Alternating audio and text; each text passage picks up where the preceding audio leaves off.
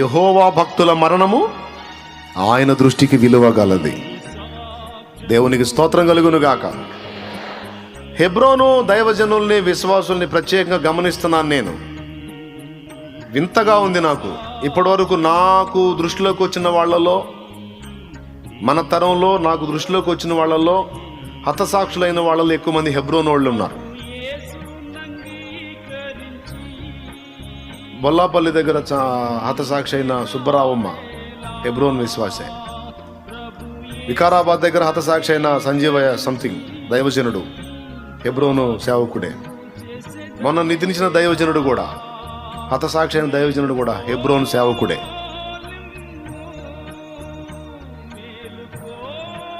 ఢిల్లీలో కూడా హెబ్రోను సేవకుడు. అదిగో హెబ్రోను సంఘ దైవజనులు, హెబ్రోను దైవజనులు ఎక్కువ మంది హతసాక్షులు అయ్యారు. ఎందుకంటే మిగిలిన సంఘాలు వేరు, హెబ్రోను వేరు. హెబ్రోను బాహాటంగా సువార్త ప్రకటిస్తారు, ప్రజల్లోకి వెళ్తారు.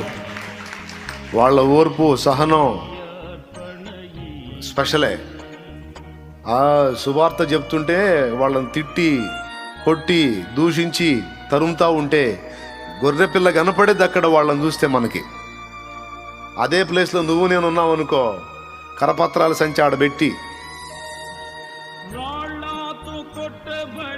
సువార్త పోయి ఇక మన గురించి జనం దుర్వార్తలు చెప్పేటట్టు అయింది అక్కడ. ఏందిరా నా ఇష్టం రా, నేను యువత ఏందిరా రారా అన్న పరిస్థితి వచ్చింది. కానీ వాళ్ళు అలా చేయరు. అంత ఓర్పు అలా నేర్పాడు భక్త సింగ్ గారు. సహోదరుడు భక్త సింగ్ మహనీయుడు అలా నేర్పాడు. ధైర్యంగా ప్రజల్లోకి వెళ్ళి సువార్త ప్రకటించటం,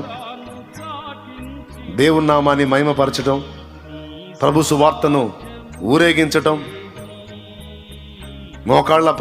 మోకాళ్ళుని ప్రార్థన చేయటం, ఓర్పు సహనాలతో సాత్వికంతో తగ్గించుకొని గొర్రెవలె దాటి వెళ్ళిపోవడం మొదలైనవన్నీ నేర్పాడు ఆ మహనీయుడు. గొప్ప భక్తులండి. వాళ్ళ పాదాలు గడగడానికి కూడా అర్హత లేని అంత గొప్ప భక్తులు వాళ్ళు. వాళ్ళ గురించి కూడా తేలిగ్గా మాట్లాడే దరిద్రులు తయారయ్యారు ఇప్పుడు. అలాంటి గొప్ప గొప్ప దైవజనులు వాళ్ళ కాళ్ళ గోటి ఖరీదు కూడా చేయనటువంటి పనికిమాలినోళ్ళు వాళ్ళని ఎగతాళి చేసేవాళ్ళు తయారయ్యారు ఇప్పుడు. పిల్లొచ్చి గుడ్డుని ఎక్కిరిచ్చిందంట కదా, అంతేనా? దేవునికి స్తోత్రం కలుగును గాక. ఎవరైనా హతసాక్షి అయ్యారు, శ్రమ పొందుతున్నారు, ఇబ్బంది పడ్డారు అంటే అనుమతి, ఆయన సెలవు అయిందంతే. లేకపోతే మనకి భద్రత ఉందా లేదా? ఎందుకు భద్రత ఇవ్వబడింది? మనకు శత్రువు కూడా ఉన్నాడు కాబట్టి. దైవ చిత్త ప్రకారం మనం పని చేయకుండా వాడు నిరంతరం అడ్డగిస్తూ ఉంటాడు కాబట్టి మనకి భద్రతను ఏర్పరిచాడు తండ్రి. ఎందుకు భద్రత ఏర్పరిచాడు? దేవుని పిల్లలమైనందుకు శత్రువు మనల్ని టార్గెట్ చేస్తాడు. సామాన్యుడి పిల్లలకి టార్గెట్ ఉంటుందా? రాజుగారి పిల్లలకి టార్గెట్ ఉంటుందా? శత్రువుల నుండి. నేను కొంచెం వాల్యూ పెంచుతున్నాను, మీరు సౌండ్ పెంచండి.